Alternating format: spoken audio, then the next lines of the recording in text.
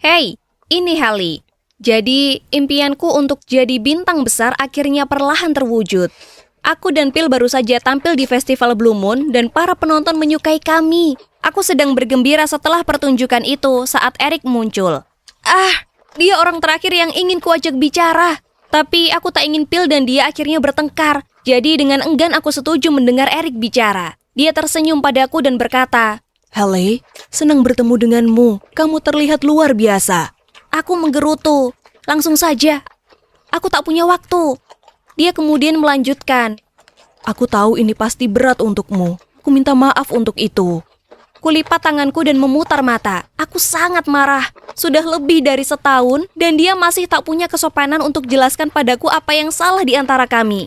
Kami bahkan tak putus dengan semestinya. Dia langsung jalan dengan si cewek Clara itu.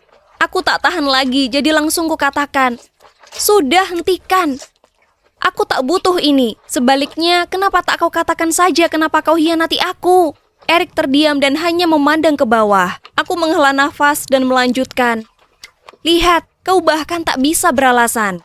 Eric, kamu tak lebih dari pecundang dan kau tak layak untukku." Kemudian aku melihatnya berdiri di sana sendiri lalu menuju ke ruang hijau. Saat melihatku berjalan melalui pintu, Phil bergegas ke arahku dan bertanya apa aku tak apa. Kupaksakan tersenyum dan memberitahunya kalau semua baik-baik saja. Ku duduk di pojok ruangan dan berusaha menahan tangis. Kurasa aku tak baik-baik saja. Sebaliknya, bertemu Eric lagi telah membuat perasaan dan emosiku padanya campur aduk.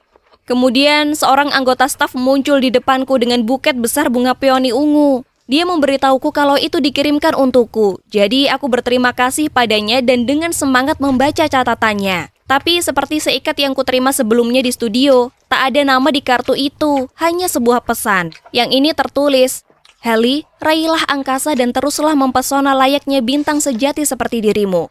Tiba-tiba Eric muncul di pikiranku. Apakah dia orang yang mengirimiku bunga-bunga ini? Maksudku, selain keluargaku, hanya dia yang tahu bahwa peoni ungu adalah bunga kesukaanku.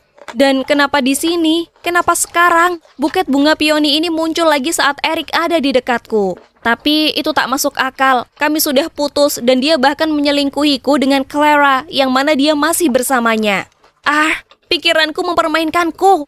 Dalam perjalanan pulang, aku menatap keluar jendela dan melamunkan Eric, bunga itu, dan kenapa dia hanya berdiri terdiam di sana. Aku tahu aku tak seharusnya buang-buang waktu dengannya, karena ada yang lebih baik untuk kukerjakan. Tapi itu sungguh sulit. Menyusul kesuksesan festival tersebut, Phil dan aku disebut-sebut di dunia maya, bersama dengan para artis terkenal lainnya. Itu cukup keren, tapi juga cukup canggung melihat wajah kami di internet. Kurasa akan butuh waktu untuk membiasakan diri. Phil menyarankan kami sebaiknya memanfaatkan publisitas ini dan mulai mengerjakan album pertama kami segera. Dia juga berpikir akan jadi ide yang baik untukku memasukkan kreativitasku ke dalamnya dengan mencoba menulis lagu. Aku belum pernah menulis lagu sebelumnya, jadi aku tak yakin. Phil itu pengarangnya, bukan aku. Tapi kemudian Phil mengatakan sesuatu yang mengubah pikiranku. Hallie, aku tahu kamu masih kesal tentang semua yang terjadi dengan Eric. Jadi kenapa tak kau coba salurkan luka itu ke musikmu? Lagu yang paling menggugah berasal dari hati. Phil benar, aku sudah terlalu lama memendam perasaanku. Mungkin ini saatnya untuk mengeluarkannya. Jadi kami mulai mengerjakan album tersebut. Kami tak ingin terburu-buru, jadi rencananya adalah merilis beberapa single untuk tetap membuat para penggemar tertarik dan menginginkan lebih sementara kami mengerjakannya selama 1 tahun ke depan. Lalu suatu hari, Swing Club menghubungi kami dan minta agar kami untuk tampil di pesta hari jadi mereka ke-20 tahun. Ini sangat seru. Aku berhutang banyak pada Swing Club. Mereka juga memberitahu kami bahwa Eric setuju untuk datang juga dan dia akan mengajak Clara. Yah, kurasa ini tak terhindarkan. Sisi baiknya, Anna dan Kurt bilang padaku mereka akan datang. Yeay, akan seru bertemu mereka. Kembali ke sekolah lamaku rasanya aneh, tapi dengan cara yang baik. Tiba-tiba aku teringat akan semua kenangan ini. Terakhir kali di sana, aku hanyalah seorang remaja dengan impian besar yang gila untuk jadi seorang penyanyi. Dan lihatlah aku sekarang, mimpiku akhirnya jadi kenyataan. Kami lalu berjalan menuju ruang gladi resik Swing Club. Wow, masih belum berubah sama sekali. Aku langsung merasakan kehangatan. Rasanya seolah aku pulang.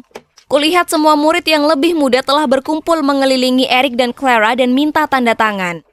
Lalu kulihat beberapa teman sekelas dulu, mereka berdiri di ujung ruangan yang lain dan menatap Eric dan Clara dengan tak senang karena mereka tahu betul apa yang terjadi di antara aku dan Eric dulu. Phil dan aku mendatangi mereka dan segera saat mereka lihat kami, para cewek-cewek itu, Anna yang ada di antaranya, berteriak girang dan langsung lari ke arah kami, lalu kami semua pelukan bersama. Kurt dan para cowok lainnya berdiri di belakang dan menyapa kami juga. Sangat menyenangkan bertemu semuanya lagi. Ternyata keceriaan dari teman-temanku lah yang kubutuhkan. Eric melihat kami lalu berjalan mendekat dengan senyum lebar di wajahnya.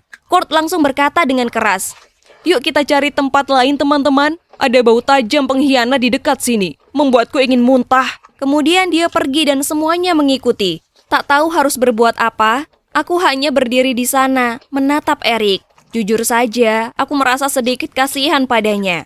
Anna sepertinya tahu apa yang kupikirkan karena dia menarikku dan berkata, "Ayo pergi, Haley. Bajingan ini hanya mendapatkan apa yang pantas untuknya. Aku tahu teman-temanku bermaksud baik, tapi aku tak bermaksud membuat siapapun berpihak.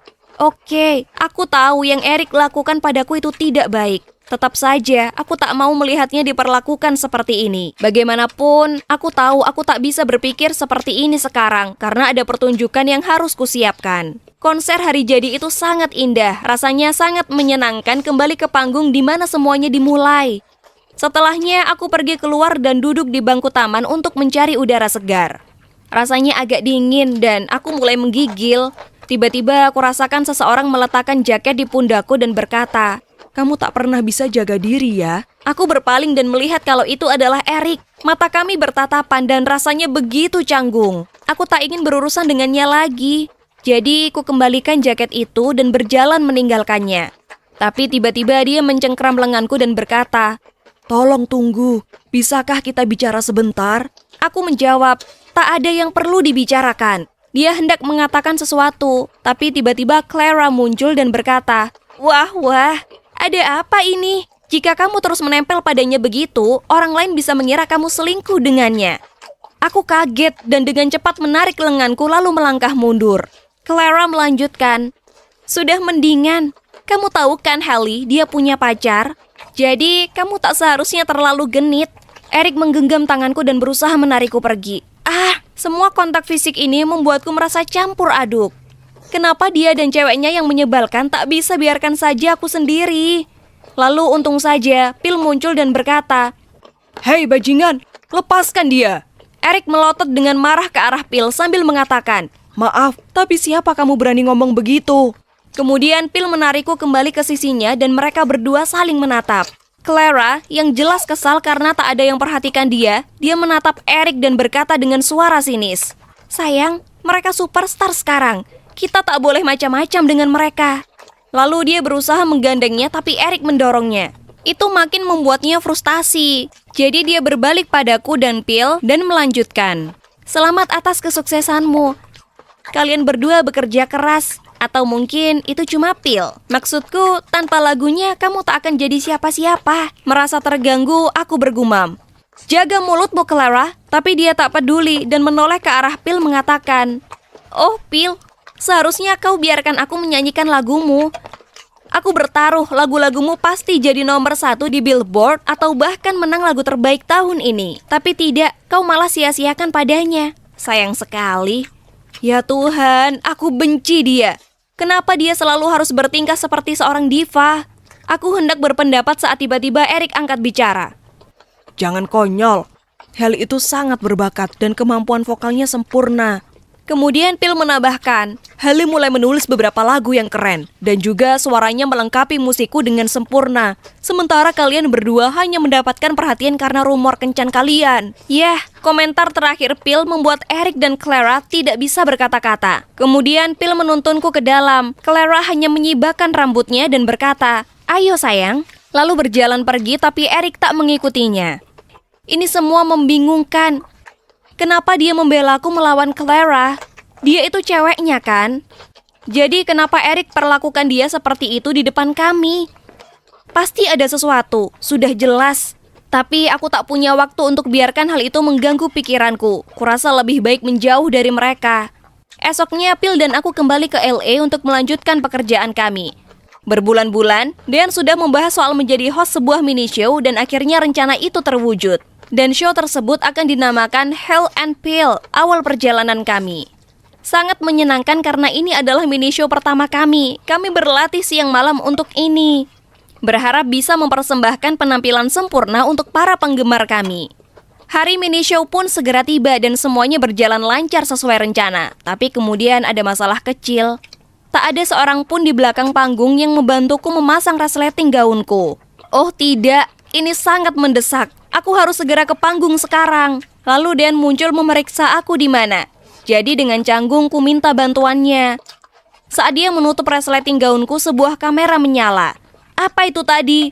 Apa ada orang yang diam-diam memotretku? Aku melihat ke arah Dan dan menatapnya dengan cemas. Lalu Dan lari keluar untuk melihatnya tapi koridornya kosong.